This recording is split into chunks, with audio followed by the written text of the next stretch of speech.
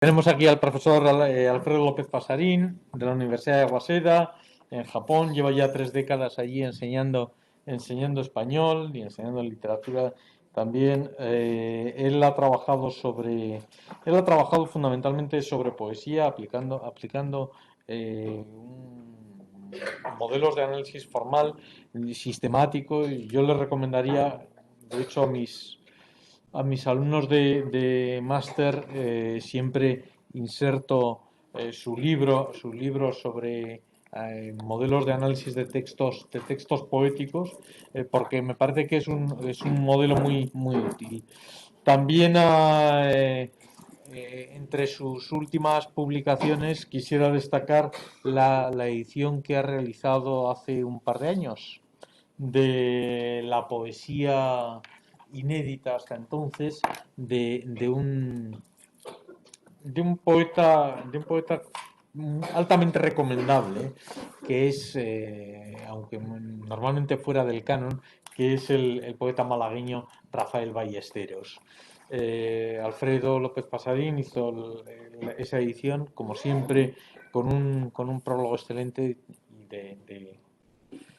de gran sabiduría. Es un modelo, yo creo que su modelo de análisis formal de la poesía, creo que es altamente recomendable y por eso lo hago, ¿no? Lo recomiendo. Bueno, hoy Alfredo,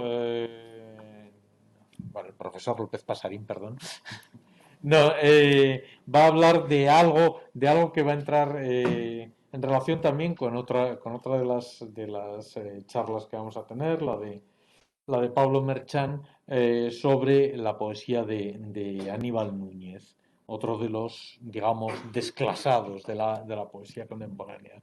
En este caso, el profesor López Pasarín va a hablar de constantes ideológicas en la poesía social de Aníbal Núñez. Alfredo, tienes la palabra. Este micrófono sí, se me oye. Muy bien, buenos días a todos. Estoy encantado, como siempre, de venir aquí. Aquí hice mi tesis y, bueno, pues es volver también a mi casa, ¿no? He preparado un PowerPoint no de escasas pretensiones, pero como voy a nombrar algunos poemas, pues prefiero que vayamos viendo la pantalla y será más fácil para todos pues, seguir lo que intento decir, ¿no? Eso es, ¿no? Muy bien, pues voy a comenzar. La abundante obra poética de Aníbal Núñez, forjada en apenas 20 años, pues su temprano fallecimiento no le permitió prolongarla, viene recibiendo en los últimos años una atención crítica que han perdido bastantes de sus compañeros generacionales, ¿no? Generación es la del 70 o como Juanjo prefiere llamarla, la del 68, ¿no? Y que compensa de algún modo la muy escasa atención que recibió el poeta en vida, lastrado, entre otras cosas, por su alejamiento de los centros donde se dirime el poder editorial de este país. Sin embargo, aunque los investigadores han trabajado y sistematizado muchos aspectos de una obra tan compleja y variada, y a la vez tan profundamente coherente, no parece que hayan puesto su atención con la misma constancia en todos ellos, de modo que aún merece la pena esforzarse en conseguir una imagen más exacta y precisa del poeta salmantino. De todas las facetas de Aníbal Núñez, la que menos parece interesar a los estudiosos es la que tiene que ver con sus acercamientos a la poesía social. Quizá porque se considera la más sencilla, lo que casa mal con la imagen, que es una imagen exacta, de nuestro poeta como gran dominador del lenguaje. O lo que resulta más probable, porque se considera pasada de moda ya en el momento en que se escribió, como si el poeta, demasiado joven y recién aparecido en el mundo literario, hubiera sido poco hábil en la lectura del espíritu de la época, que ya no estaba para esas cosas. Ninguna duda cabe de que estos comienzos tuvieron una influencia determinante en la percepción de críticos, antólogos y compañeros de armas literarias, y fueron grandemente responsables de la recepción atípica de que una obra tan poderosa se vio condenada a sufrir. Aquí no tengo tiempo para hablar de la recepción de la obra de Aníbal Núñez, pero él son muy pocos los libros suyos que se publicaron en su vida y realmente su nombre se ha hecho famoso después del fallecer, ¿no? El caso es que, bueno, casi realmente, bueno, tiene un libro que es Alzado de la Ruina, que se publicó en Hiperión, que evidentemente es una buena editorial, pero excepto ese, solo el primer libro, que es Fábulas Domésticas, del que voy a hablar aquí, se publicó en una editorial realmente importante, que era, en ese momento era la colección Ognos. Quizá no suene a todos, pero Ognos, creo yo que no duró mucho tiempo, ¿no? Me parece que no. Hasta el 76, Sí. no recuerdo, Bueno, 77. durante unos años, 77. en la década de los 70, en Barcelona, se publicó esa colección que realmente es increíble la cantidad de gente buena que publicó, todos los poetas del 50 y todos los poetas desde Jim Ferré hasta Carnero creo que también, todos publicaron allí y bueno, ahí está también Aníbal Núñez, ¿no? Bueno, aquí no me voy a centrar en este tema, como he dicho, pero no me parece que la temática social convierta a Aníbal Núñez en un poeta fuera de corrientes y de épocas, una rara avis aislada en su Salamanca natal, que es una de las imágenes que cierta crítica se ha esforzado en poner en circulación. Por el contrario, creo que ya hay estudios serios al respecto, me parece más acertado considerar su obra dentro del marco de referencia que proporciona su generación, como os digo es la del 70 o la del 68, a la que me parece que pertenece de pleno derecho. Son varios los puntos de interés que creo que ofrece la poesía social de Núñez. Y en concreto, como origen de este trabajo, se encuentra el sentimiento de extrañeza que por lo menos a mí me despertó su lectura y que analizado de cerca me parecía que tenía que ver algo con lo que quizá pudiera definirse como una atípica configuración ideológica, ¿no? Que al principio incluso me pudo parecer contradictorio, ¿no? Para precisar más si la etapa social de Núñez, creo que no hay problema en pensarla constituida por sus tres primeros libros, que son 29 poemas que escribía la Limón con un poeta canario que era Ángel Sánchez, Fábulas domésticas y Naturaleza no recuperable. Y de los dos primeros, es decir, 29 poemas y fábulas domésticas, parece surgir cara a la imagen de un escritor inequívocamente de izquierdas. Ante el tercero de los libros, que es Naturaleza no recuperable, ya la cuestión no parece tan segura y no es raro que aparezca el desconcierto, por lo menos en mi caso aparece, ¿no? Un ulterior análisis creo que permite descubrir que el poema no se halla en una imperfección del poeta, o incapaz de ser coherente con sus postulados, o por lo menos víctima de algún cambio radical que, sin embargo, se habría realizado en un lapso de tiempo muy breve, sino en la perspectiva inadecuada que está adoptando el lector, es decir, el lector que era yo en ese momento, ¿no? Sin duda el término ideología es de definición compleja y susceptible de muy diversas interpretaciones, y la que lo identifica con una determinada opción política puede que no resulte la más habitual, pero es también sin duda la más empobrecedora. El caso es que las determinaciones ideológicas que se manifiestan en estos tres libros, aunque no se dejen reducir a opciones políticas preestablecidas, me parecen de una extraordinaria coherencia, puesto que afectan no solo a los tres libros citados, sino, creo, a todos los de su autor. Y sin duda a ellas remiten cuando hablamos de la originalidad del mundo de Aníbal Núñez, que tiene no poca parte en el alto valor a que se ha creído a su obra, ¿no? Lo que he dicho antes, lo que he llamado antes determinaciones ideológicas, es un sistema de valores dominado por dos líneas de fuerza, la que opone lo natural a lo artificial y la que enfrenta lo espiritual a lo material. Para Núñez resultará valorado positivamente lo natural y o espiritual y negativamente lo artificial y o material, ¿no? Entonces, este y o que se pronuncia tan mal no es una precaución retórica, ¿no? El I, que es en la mayor parte de las ocasiones es lo que está presente, no ofrece demasiados problemas, pero el O sí que puede ser origen de distorsiones y hasta de malentendidos si no es adecuadamente considerado, cuando estamos ante algo espiritual pero no material, lo contrario no suele darse, o ante algo material pero no artificial.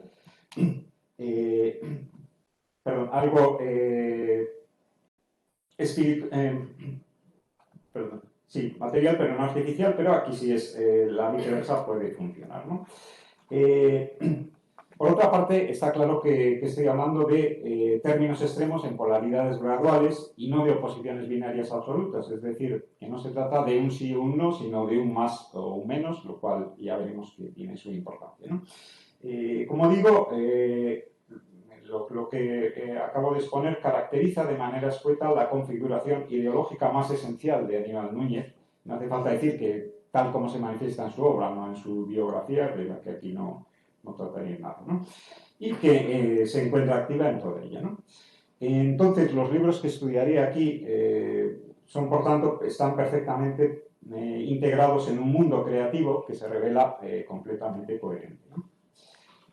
Como he dicho antes, la poesía de Núñez, susceptible de ser calificada como social, se integra en sus 3 primeros libros, que van a ser a los que dedicaré especialmente esta exposición, pero en los posteriores no deja de aparecer el tema de algún modo, ¿no? Por ejemplo, otro libro posterior, que es Estampas de Ultramar, insiste en ciertas líneas de crítica ensayadas en fábulas domésticas, y otro libro, que es quizás su primer gran libro, que es Definición de Savia, prolonga en buena parte el mundo de naturaleza no recuperable, siendo los poemas de esta temática cada vez más esporádicos en los demás libros, ¿no? En cualquier caso, en esta primera etapa, llamémosla social, es fácil descubrir 2 momentos, ¿no? El primero de los cuales estaría representado por fábulas domésticas y por los 14 de los 29 poemas firmados por Núñez. 29 poemas, 15 son de Ángel Sánchez y 14 son de Núñez, que son muy similares en contenido y procedimiento a los del libro de Hornos, ¿no? Y un segundo momento marcado por naturaleza no recuperable.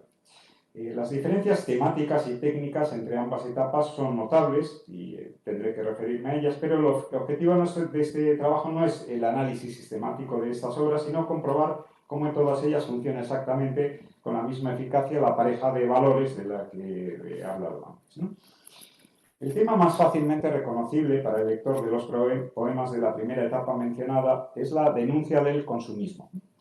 Se trata sin duda de un fenómeno nuevo en los años en que Núñez accede al mundo literario. Es un libro publicado en 1972, pues escrito un poco antes, ¿no?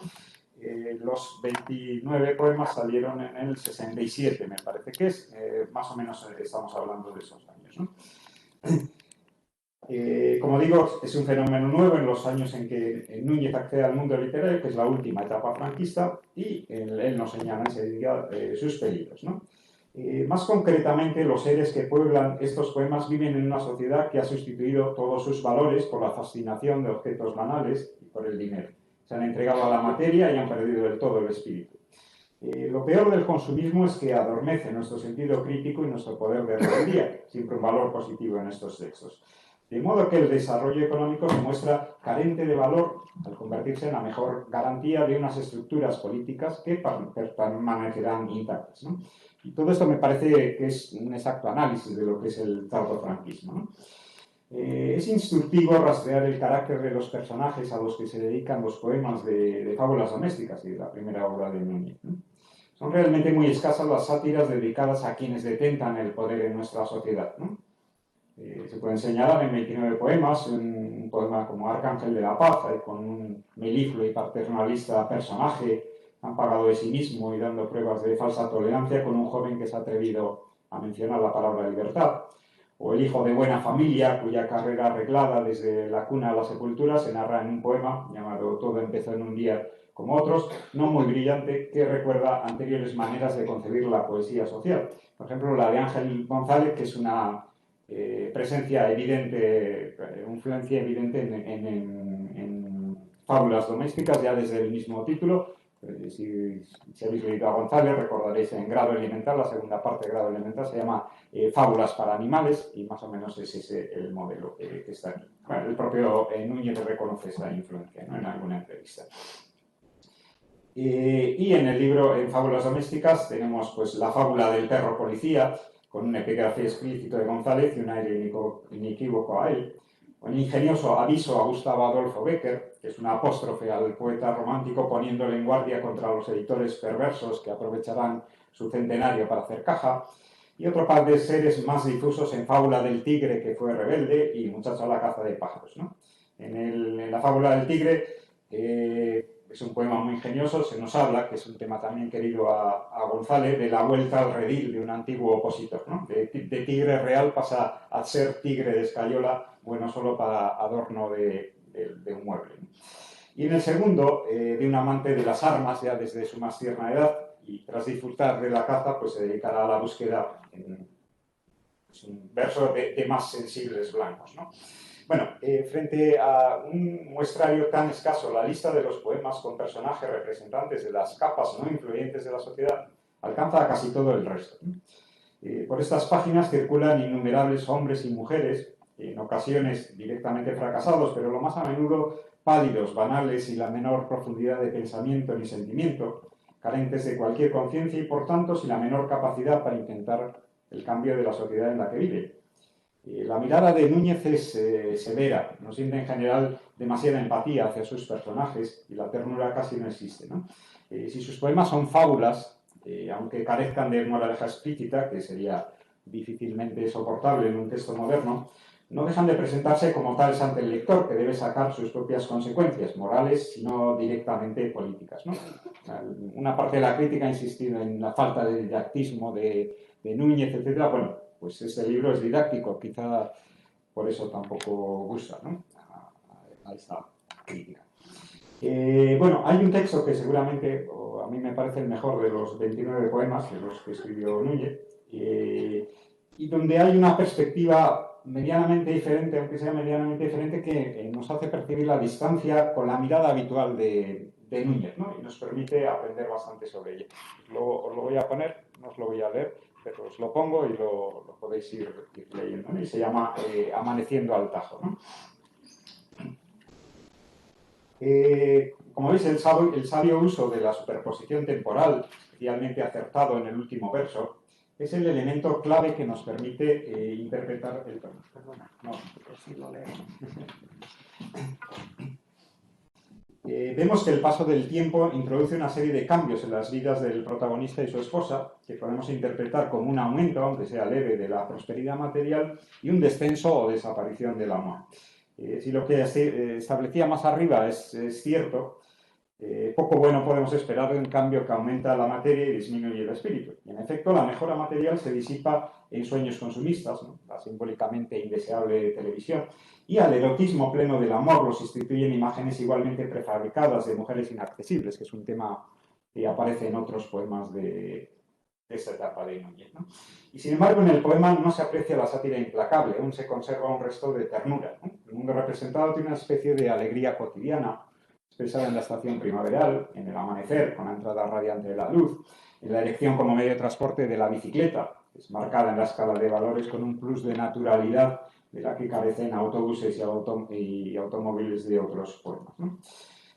Entonces, como digo, esta no es la mirada habitual de Núñez en esta etapa, sino los protagonistas de estos primeros libros de Núñez no son, como he dicho antes, preferentemente los poderosos de la sociedad, ni siquiera siempre una clase media a la que el hablante pertenece y con la que quiere marcar distancia, ¿no? A veces son trabajadores, como en el poema que acabo de presentaros, y en muchas otras ocasiones eso que podemos llamar pequeño burgueses, ¿no? Es decir, aquellos cuyas condiciones económicas son las de la clase baja, pero que adoptan los valores y las aspiraciones de la burguesía de una manera totalmente alienada, ¿no? Esta mentalidad pequeño burguesa lo que tratan de denunciar los textos, y de ahí la elección de la fauna que pulula en sus páginas y el objetivo que puede suponérseles, el de crear conciencia de clase y el actuar en consecuencia por medio de la rebelión. Pero si en el origen de todo se encuentran las circunstancias económicas, quizás sea llamativa esa ausencia casi total del mundo del trabajo, con fábricas que, como en estos versos que podéis leer, solo aparecen como paisaje, ¿no? El trabajo como elemento marcado por la materialidad no puede ser valorado positivamente en esta poesía. Si me equivoco al respecto, un poema posterior, incluido en Casa sin terminar, creo que no lo he puesto, se titula La hormiga y la cigarra, donde lo hace varias veces en fábulas domésticas, retoma fábulas tradicionales y les da otro contenido, ¿no? Bueno, esta de la hormiga y la cigarra es es una interpretación, quizá no es muy novedosa, pero bueno, hace de la cigarra la buena y de la hormiga la mala, ¿no? La cigarra es buena porque es libre, no se debe a nadie, etcétera, etcétera. Bueno, esto no es muy, ya digo, no es muy novedoso. Lo interesante de este poema, me parece, es que las hormigas son clientas de los grandes almacenes, ¿no? Y el poema acaba con una jocosa constatación, ¿no? Que es que la verdadera historia, es decir, esta historia que él cuenta, donde la cigarra es buena y la hormiga mala, estos son cita literales, solo servirá para aderezo de cualquier obrera del hormiguero revolucionario, ¿no? Lo cual indica sin duda que Núñez no podía dejar de darse cuenta de que tal valoración del trabajo, tal minusvaloración del trabajo, ¿no? Realmente no estaba en absoluto de acuerdo con los valores declarados de la izquierda. Dentro de los poemas que estoy considerando, y eso aparece también en el que acabamos de leer, hay muchos que tienen como motivo central o accesorio un elemento quizás inesperado, como es el del amor, ¿no? En realidad es su falta, su imposibilidad, su presencia tan solo en simulacro en la sociedad en que vivimos, ¿no? Creo que podemos estar de acuerdo en que quizá la palabra, el concepto contrario al de naturaleza es cultura, ¿no? Creo que nadie puede creer de manera seria que el amor sea algo natural, ¿no? Porque los animales no se enamoran y las formas del amor se diversifican según cambian épocas y civilizaciones, ¿no? Creo que se trata de un mecanismo, del mecanismo que la cultura nos proporciona a los humanos para administrar un elemento, que este sí es natural, como es el de la reproducción, ¿no? Pero no todos los elementos de la cultura están caracterizados negativamente por el hecho de no ser naturaleza, ¿no? Contamos con la otra posición y pueden, por tanto, alcanzar las más altas cotas por el lado del espíritu. Y creo que, si no me equivoco, ese es el caso del amor en Aníbal Núñez, ¿no? Quizá lo más característico de su obra venga dado por esta alianza entre una ideología fundada en valores esencialmente románticos, como los que os he hablado antes y como el propio amor, y una poética basada en lo indirecto, lo elusivo y lo irónico, tal vez no exactamente clásica o no siempre clásica, pero sí profundamente antirromántica, ¿no? Una de las manifestaciones más claras y más desoladoras de las consecuencias letales que el capitalismo, bajo esa máscara que es el amor, el afán de consumo, ejerce sobre los humanos es esa incapacitación para el amor, ¿no? En 29 poemas y más en fábulas domésticas se nos presentan ejemplos de los amores banales o ya directamente desaparecidos, que no nos cuesta observar también si echamos una mirada a nuestro entorno social. Por ejemplo, en el libro del 67, un poema que se llama Una vez de arco iris, donde el lugar en el que antaño se ejercía el amor ha sido invadido por la ciudad, ¿no? Y la degradación del espacio se corresponde con la degradación del hombre.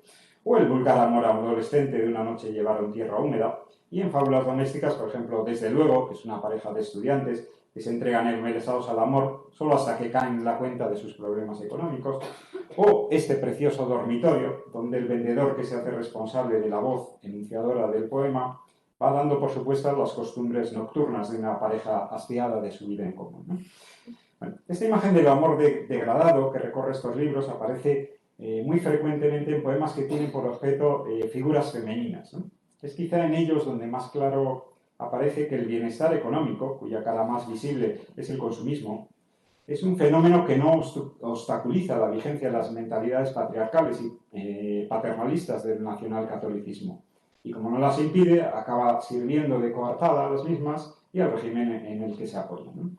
La protagonista, por ejemplo, en un poema que se llama Bella en el secador, cumple de manera exacta su rol social, cuida perfectamente su cuerpo, y con sus escasas luces aún cree que consultando el zodiaco y los consultorios sentimentales y contando chismes ha sido capaz de alcanzar la igualdad con el varón, ¿no?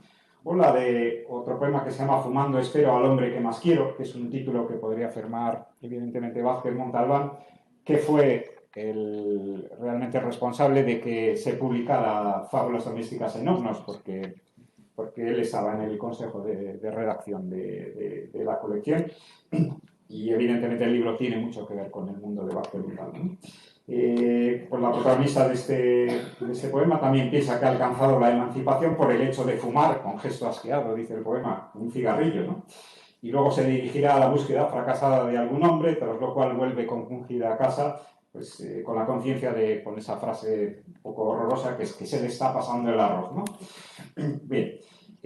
Otro poema es un autobús urbano rumbo al centro de una muchacha del Extra Radio ejerce su consabido ritual sabatino a ver si logra encontrar por fin a alguien que le solucione la vida, pero tampoco tiene éxito.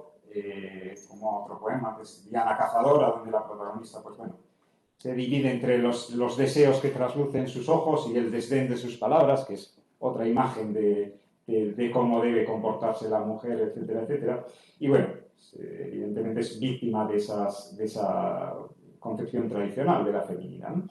Y por acabar con esta lista, pues otro final para el cuento de la lechera, que es otra reinterpretación del cuento de la lechera, pues bueno, esa protagonista sí consigue o conseguirá, o sea, alcanzar su objetivo, el casarse con alguien de dinero, porque sabe que lo único que cuenta es la belleza física, ¿no? Y lo que importa no es un hombre en concreto, sino el primero que llegue con esas condiciones adecuadas, ¿no? En fin, es un mundo donde el amor evidentemente no tiene nada que hacer, ¿no?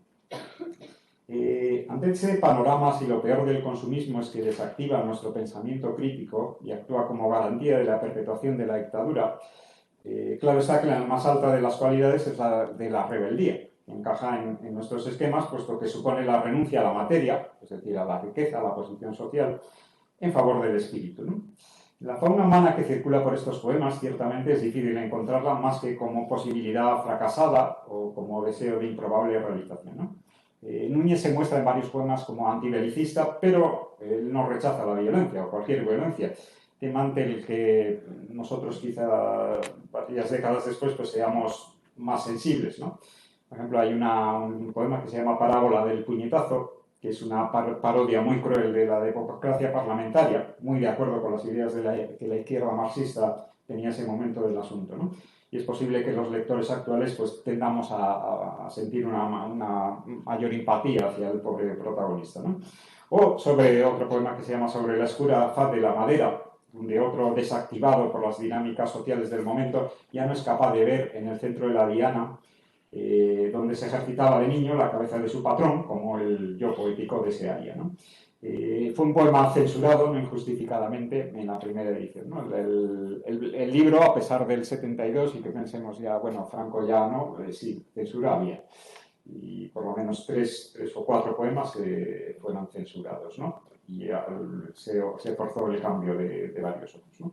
Bueno, un poema posterior, incluido en otro libro que es Definición de Savia, y se llama Elaboración y alcance del explosivo, que también excluyeron sus primeros editores ya en el 90 y tantos, como para demostrar que para qué queríamos la censura franquista si ya nos censuramos estupendamente nosotros, ¿no?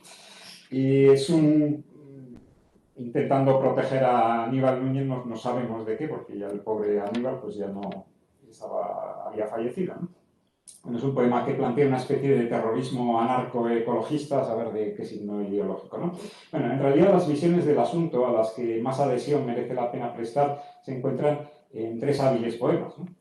La última parte de Ciencias Naturales, que es un poema de tres partes, describe en un pastiche del lenguaje científico una boca humana, ¿no? Al fondo de ella encontramos, a ver, esto es, ¿no? Dice, un sitio aún no determinado de donde salga el grito, incisivo, molar y camino de veras, salvo eventuales, repetimos, circunstancias que todos conocemos. Es decir, que la posibilidad la tenemos todos los humanos, aunque se sospecha que las circunstancias, ¿no?, hagan imposible su realización.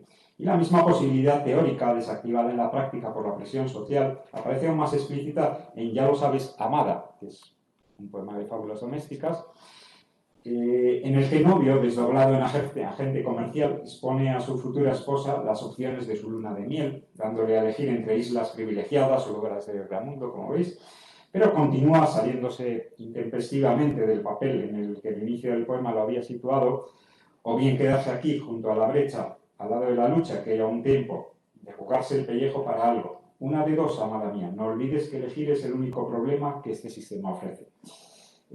No parece fácil que ante el encanto irresistible de las otras opciones la novia elija la del paréntesis, pero es un poema donde se pone de manifiesto que el sometimiento al sistema no es ineludible, que a los seres humanos siempre nos tendría que quedar el recurso a la libertad, ¿no? Esa libertad la ejerce Caperucita Roja, hay otros poemas donde reelabora cuentos populares, bueno, Es un poema, creo que está muy conseguido, no sé si lo he puesto aquí. No, no lo he puesto. Bueno, se trata de un texto que además me parece técnicamente interesante porque aquí la ironía tiene como vehículo un yo semejante al de algunos famosos poemas de Ángel González o de José Agustín Goytisolo, ¿no? Es decir, es un yo cuyas afirmaciones van siendo minadas por marcas imperceptibles al principio y más notorias según avanza el texto de una esencial invalidez moral o intelectual o de ambas, ¿no? Es una modalidad que no aparece en los poemas estos de Núñez, más que con esta excepción que digo, donde lo más normal son yos impostados, que efectivamente existen, es el vendedor, que como solo desea colocar su producto, pues resulta cínico, pero en ningún modo estúpido, ¿no? Bueno, en Caperucita Roja, el hablante detalla los pecados de la niña, ¿no? Si no hubiera ido solo a por lugares tan peligrosos, si se hubiera quedado en casita, donde nada le faltaba, dice, incluso tendría el olor a bosque en la pasta dental, porque ¿por qué tiene que ir al bosque? ¿No? Etcétera. Pues no se la hubiera comido el lobo, ¿no? Pero el cierre del poema expresa un profundo desconcierto. El cierre del poema son estos dos versos. Aunque el final, y esto es lo malo, de todos modos fue feliz, ¿no? Lo cual supone que quizá todas esas normas de buena conducta, gracias a las cuales nuestra sociedad funciona de manera tan perfecta, pues quizá no sean tan maravillosas, ¿no? Se ha dicho que Núñez, un crítico ha dicho que Núñez no hizo expresa bandera del referente antiamericano, lo cual es una afirmación que por lo menos a mí me sorprende porque desde luego recurre a ese expediente las veces que haga falta, sin que constituya en este sentido tampoco ninguna excepción a su época, ¿no? Estados Unidos es el representante por excelencia del capitalismo. La invasión universal de sus modos culturales está en el origen de esa obsesión por el consumo. Imperialismo y conquista económica son solo las caras de una misma moneda, como aparecen con la mayor de las claridades en un poema que se llama La distinción de un cigarrillo largo, donde se mezclan en un anuncio sobre tabaco las referencias a este producto y las relativas a la expansión imperial americana, con Marines, Napalm, B-52, ¿no? Fumar esos cigarrillos viene a resultar la misma cosa que invadir, bombardear, asesinar, ¿no? Como resulta esperable por su temática, son varios los poemas del libro Estampas de Ultramar, que es una especie de libro de viajes pues, que no hizo Núñez, que viajó muy poco, sino del siglo XIX, etcétera, etcétera, ¿no? Son varios los poemas de este libro los que expresan una irónica y mordaz visión anticolonialista, no solo poniendo de manifiesto la visión sesgada del mundo y el paternalismo de los conquistadores, sino con frecuencia el modo en que los intereses científicos van de la mano de la opresión de otros pueblos, como aparece claro en poemas como Colonización de Australia o Epílogo, ¿no? Y son especialmente incisivos los poemas que critican a Estados Unidos, cuyas maneras agresivas se intuyen ya en sus dinámicos primeros tiempos, ¿no? Hay varios poemas dedicados a esto, ¿no? Bueno, en estas circunstancias, Núñez vuelve a recurrir al cliché de época, que es Vietnam, ¿no? Aparece como última esperanza, como agradable suceso no programado, en textos como Carta a Mary Fine, USA, y ya lo hemos visto antes en la distinción de un cigarrillo largo. Pero donde más evidente su función simbólica, como ejemplo y prueba de que la materia puede ser vencida por el espíritu, se encuentra en Aquí os quisiera ver, Astuto Gato, otra reelaboración o utilización de los cuentos populares. En este caso es una apóstrofe al gato con botas, ¿no? No, tampoco lo he recogido.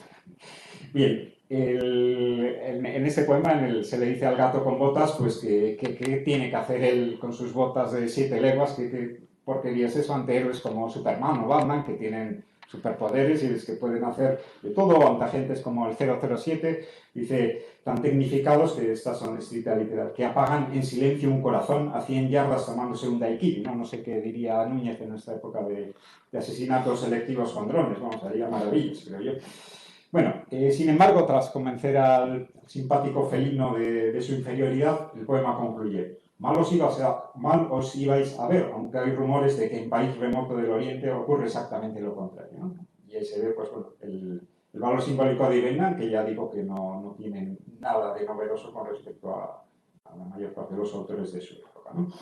Bueno, hasta ahora todo lo que he dicho creo que encaja con con el sistema de valores que parecía vigente, que he dicho que estaba vigente en la visión del mundo de Aníbal Núñez, ¿no? Pero a la vez no se aleja más que en algunos aspectos que en principio pueden pasar desapercibidos, pero que es una ideología ortodoxamente izquierdista y que no supone en este sentido ninguna diferencia significativa con los demás autores de literatura social, ¿no? Y cuando hablamos del tercer libro de Núñez, o el segundo, como queréis llamarlo, que es Naturaleza no recuperable, las cosas ya cambian por completo, ¿no? El título nos proporciona la clave temática, está muy claro lo que quiere decir en este libro, y el subtítulo, que es Herbario y elegías, la tonal o modal, ¿no? En efecto, el tema de esta obra es la destrucción de la naturaleza por la acción del hombre, de manera que los críticos han visto en ella una de las primeras apariciones en nuestra poesía del ecologismo, ¿no? Pero su visión es por completo elegíaca. No se canta una naturaleza en proceso de desaparecer, sino ya definitivamente desaparecida. Y por tanto no hay proyección hacia el futuro, y como no hay proyección hacia el futuro, pues no hay proyecto político. No es un llamado a salvar lo aún salvable, porque no se confía en que aún quede algo o en que eso sea posible. Todo se queda en la constatación de una pérdida, ¿no? No hace falta decir que esto difiere de manera fundamental de lo que podría ser una opción política verde de una izquierda moderna, y si eso no se aprecia a simple vista es por el hecho de que la apuesta por la naturaleza nunca es la de liberales, conservadores y negacionistas del cambio climático varios. Este libro difiere de los anteriores y los posteriores por una utilización consciente del paratexto clásico, ¿no? Núñez era licenciado en filología francesa, traductor de poesía francesa, pero bueno, le interesaba mucho la literatura clásica y traduce a autores también, a poetas clásicos, ¿no? Y en general conocía bien esta literatura y se ve esa influencia en su obra. Bueno, el primer poema del libro es traducción de un fragmento de las Geórgicas y otro del mismo libro que aparece con un título muy chusco, que es Informe meteorológico del poeta Virgilio. Es lo mismo, también es otra traducción de las Geórgicas, ¿no? Y son muy variadas las referencias a personajes y a deidades clásicas, ¿no? Bueno, como las referencias a Virgilio hacen prever que el recurso a lo clásico tiene más motivaciones ideológicas que estéticas, ¿no? Lo que importa es lo bucólico, ¿no? Ya sé que Virgilio tiene las geórgicas y tiene las bucólicas y lo bucólico, pero bueno, no creo que haya que hilar tan fino, llamarle sinécdoque o metonimia o como queráis, ¿no? Para él las geórgicas representan lo bucólico, ¿no? Me parece que esto es muy significativo para entender la cosmovisión que se pone aquí en juego, ¿no? Para el Núñez de estos poemas, la naturaleza y lo bucólico tienen el mismo valor, ¿no? Esto es muy importante. Y no deberíamos quedarnos, por tanto, con el espejismo que nos hace creer en una incipiente para la época conciencia ecológica. Pues como es notorio, la naturaleza clásica, la de la égloga, es siempre ideal, no tiene nada que ver con la que se da en realidad. La que se da en realidad es un motivo de gozo para los humanos, pero también en igual o mayor medida es origen de peligros para nuestra supervivencia, ¿no? Aquí interesa tan solo marcar a la naturaleza con la más alta puntuación en la escala de valores, se trata de la que el poeta conoció en las inmediaciones de Salamanca o la que solo vive en el arte, ¿no? Y oponerla a nuestra sociedad actual, donde esa naturaleza ha literalmente desaparecido, ¿no? Esa distancia de nuestro mundo con el clásico, ese alejamiento esencial de la naturaleza, lo expresa muy bien desde el título un poema no de naturaleza no recuperable, sino del siguiente libro, es Definición de Sabia, que se llama Salicio vive en el tercero izquierdo, ¿no? Que podéis imaginar de lo bucólico, que no se da en la realidad, es patrimonio exclusivo del arte, lo cual se lamenta de manera específica en un poema llamado Cuando ya se han marchado los cortesanos, ¿no? Pero también aquí queda el poema en la pura constatación y renuncia de manera ostensible a extraer consecuencias positivas de este hecho, ¿no? En el sentido de, por ejemplo, encontrar una función social adecuada a nuestro mundo para literatura y pintura. No la hay y no puede haberla, pues si la naturaleza marca el punto más alto de la escala de valores aquí actuante, el hombre marca el más bajo. Pero las notorias diferencias que se pueden encontrar entre este libro, si lo comparamos con Fábulas domésticas, una de las que más llama la atención es esta, ¿no? El hombre casi desaparece del libro o apenas se muestran las consecuencias perniciosas de su labor destructora y contaminante, muchas veces fundido con las máquinas que llevan a cabo la destrucción, ¿no? árboles, pájaros, hierbas, insectos, cualquier representante de la naturaleza aparece con la máxima calificación, ¿no? Ninguna diferencia se hace entre ellos. Y es significativo el poema Aspersión, que tampoco habré puesto, no, donde tras un creativo despliegue de nombres de hierbas, etc., se nos dice gloriosas malas hierbas, glorioso coleóptero, hurra a vosotros que sobrevivisteis al DDT y a los herbicidas. Con toda lógica, pues la división de plantas y animales en buenos y malos no dice nada de sus cualidades, sino de la utilidad o falta de ella que les encuentra el ser humano. Y como la escala de valores de la que estoy hablando es eso, una escala, no necesitamos tampoco que se trate de seres naturales. Pueden tratarse de elementos más naturales que otros. Por ejemplo, hay un poema que se llama Oda al adobe, donde ese elemento de construcción, que seguro que tuvo un papel importante en la historia de la humanidad, ante otros materiales más modernos, tiene un plus de naturalidad o de espíritu, ¿no? O en otro poema que se llama Ha de sobrevivir la chimenea, está hablando de la chimenea frente a la estufa. La estufa es activada por un dedo, un botón cuyo dedo no distingue entre roble y encina. Bueno, y siguiendo por este camino se llega a otro poema de definición de sabia, que es Bodegón, donde los utensilios dispuestos para el desayuno sobre una mesa son superiores moralmente, es decir, espiritualmente, al hombre que se dispone a hacer uso de ellos, ¿no?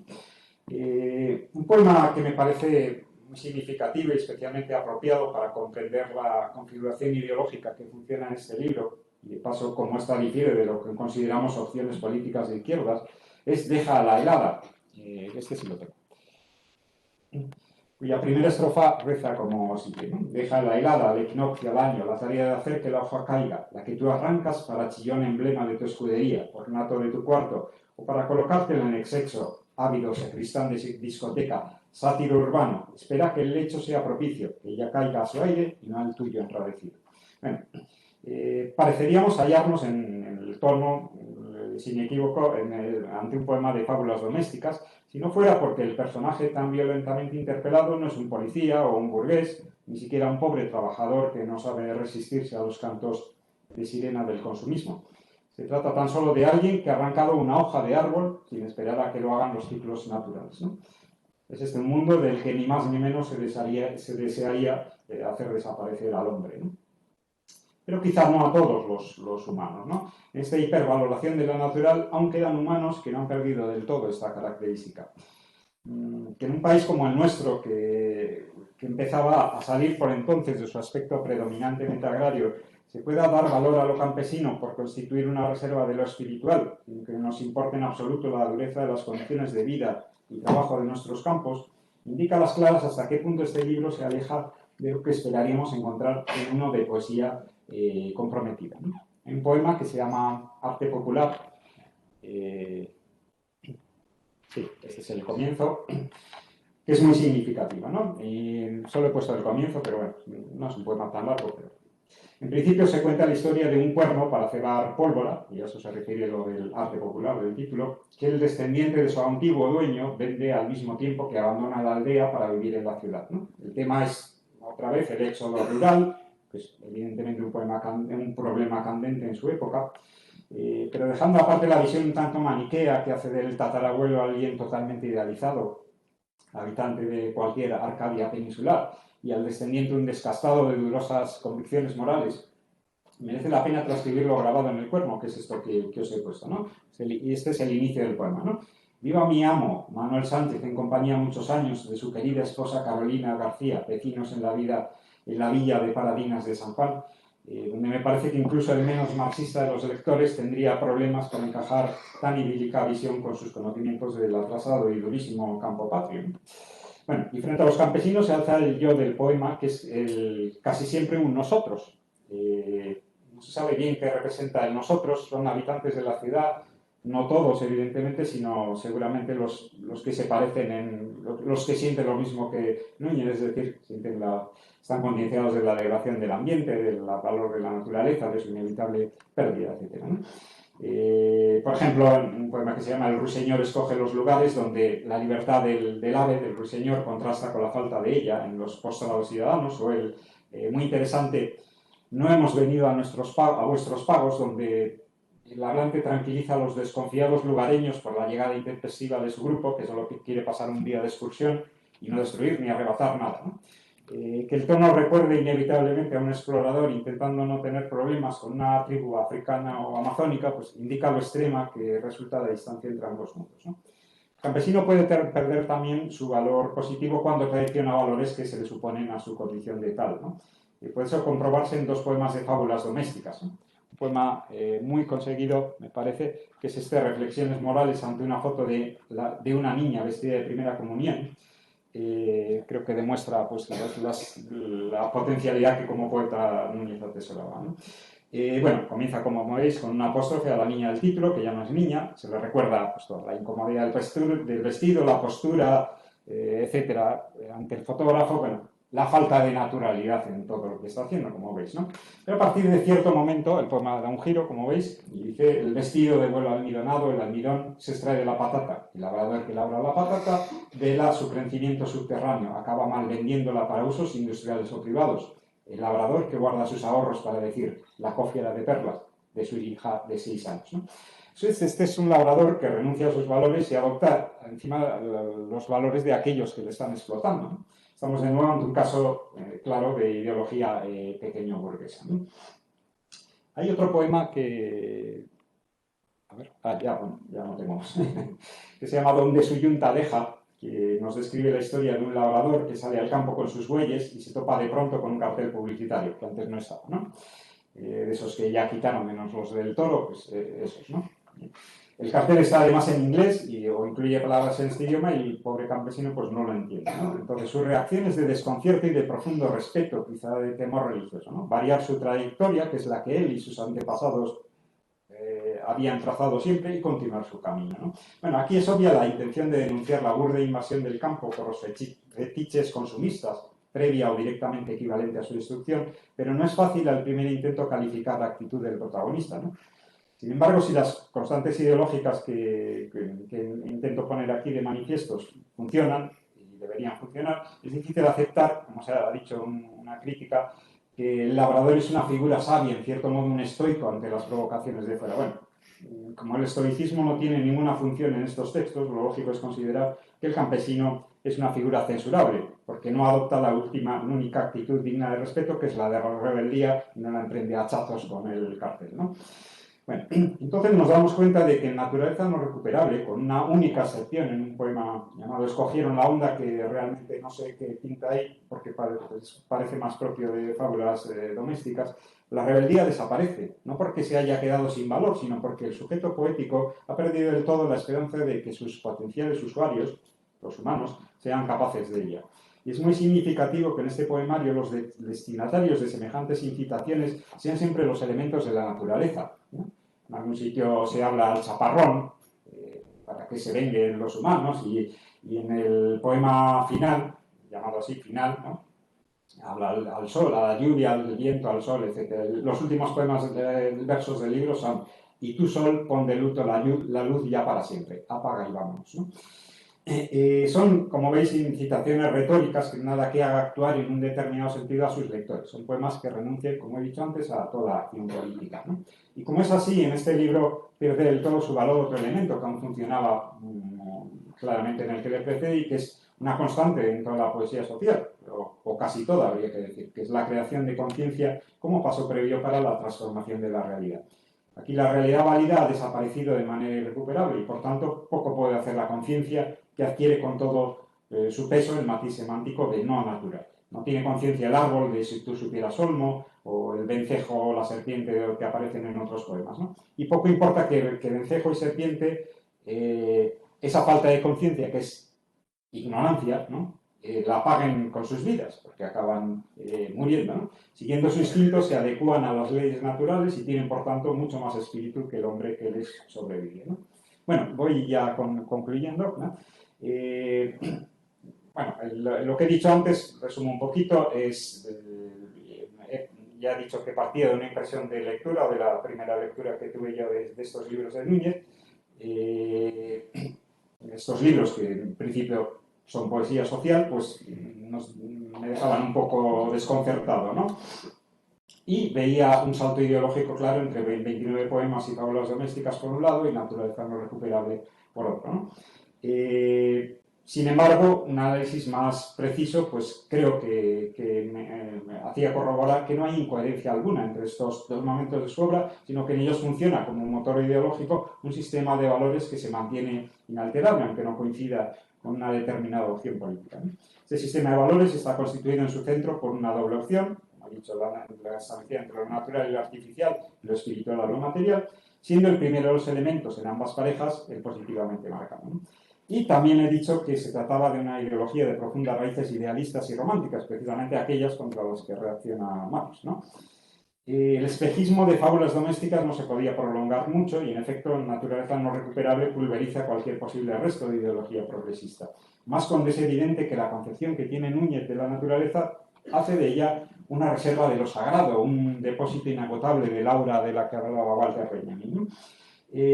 También he dicho que este núcleo ideológico no es patrimonio exclusivo de estas primeras obras, sino que se mantiene a lo largo de la producción total de ese autor. No hay espacio aquí, ni era mi objetivo estudiar todas las derivaciones de eso, pero sin duda podría hacerse, y además en las dos vertientes que creo que presenta, que es la ética y la estética, ¿no? Que me parece muy importante, ¿no? Sus múltiples y variadas manifestaciones, ¿no? Bueno, por ello es lícito que pensemos que son productos más logrados en la poesía de Aníbal Núñez, libros más maduros, posteriores, y cada uno tendrá sus favoritos, ¿no? Pero de ningún modo parece posible desprendernos desdeñosamente de fábulas domésticas, naturaleza no recuperable, como precoces intentos sin demasiado interés, o en el caso de aquel, como último homenaje erróneo a una moda periclitada. La poesía de Núñez presenta desde sus inicios no solo una pericia técnica inmediatamente evidente para cualquier lector, sino una cosmovisión compacta y profunda, constante pero a la vez puntiforme, que permite que le hagamos acreedor a aquello que constituye la marca indeleble en un artista cabal, que es un mundo propio, ¿no? Y me parece errónea la actitud de cierta parte de la crítica cuando, para defender esta originalidad indudable del poeta, insisten en los aspectos que le separan de los autores de su generación. Pues sí, es producto del tiempo que le tocó vivir.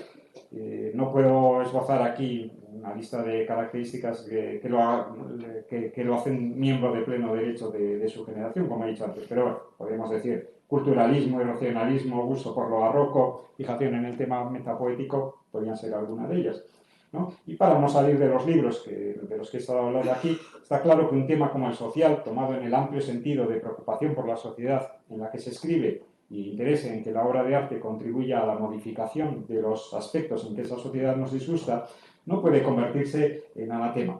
Pacien Montalbán o Martínez Arre no tienen empacho a recurrir a este tema cuando les parece conveniente y nadie le regatea su pertenencia a su condición de novísimos, ¿no?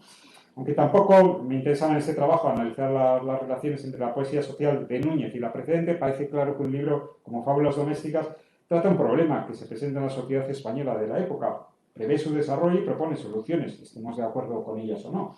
Y lo hace de manera habilísima con una exuberante variedad de recursos formales que no disuenan las poéticas de su generación. Collage, manipulación de distintos recursos no literarios, cambios incesantes de nivel lingüístico, monólogos dramáticos, eliminación de signos de puntuación, etc. Y sobre todo, que es marca de la casa de Aníbal Núñez, es omnipresente a lo largo de su obra, no siempre con la misma intensidad, la ironía y el humor, ¿no? La poesía de Núñez es muy divertida, ¿no? Es una de las razones para la parte de buena, ¿no? Bueno, esta ironía y el humor ahora se ponen especialmente al servicio de una crítica incisiva en una época en que aún existía la censura, como hemos dicho antes, y luego serán el mejor recurso para evitar la efusión sentimental, ¿no? Y por lo que respecta a la naturaleza no recuperable, poco debemos añadir a lo que ya he dicho, ¿no? Parece claro que la originalidad de visión que se pone de manifiesto en este libro carece de paralelo en otras obras anteriores y seguramente posteriores, y su peculiar tratamiento de la materia permite incluso ampliar el concepto de poesía social que a estas alturas debería resultar evidente. No tiene por qué ser ese engendro tan tosco y estéticamente inválido que se empeñan en presentarnos sus detractores. No es un mérito pequeño y demuestra la vigencia de una obra que tuvo problemas en dejarse reconocer, pero que cuando lo hizo se manifestó con una fuerza realmente definitiva, ¿no? Creo que no hay nadie ya que piense que se puede prescindir del nombre de Aníbal Núñez para explicar la poesía de su época. Muchas gracias.